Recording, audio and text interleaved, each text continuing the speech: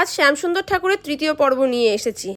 ওই দিন না আমি অনেক দিনের একটা ইচ্ছে পূরণ করেছি। কি ইচ্ছে দাঁড়াও বলছি।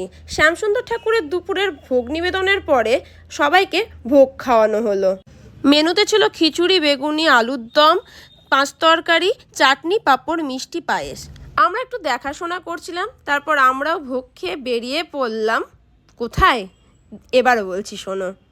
আমার অনেক দিনের ইচ্ছা ছিল জানো, যেটা আজকে পূরণ করলাম। মানে আমরা যাদের নিমন্ত্রণ করতে পেরে উঠতে পারি না সচরাচর, আমি চেয়েছিলাম শ্যামচাঁদ ঠাকুরের ভোগ তারাও খাবে।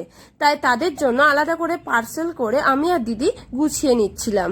গুছিয়ে নেবার পরে আমরা চললাম স্টেশনের উদ্দেশ্যে। আমরা প্রত্যেকটা মানুষ সমান, আমরা যদি প্রসাদ পেয়ে থাকি তারা কেন পাবে না?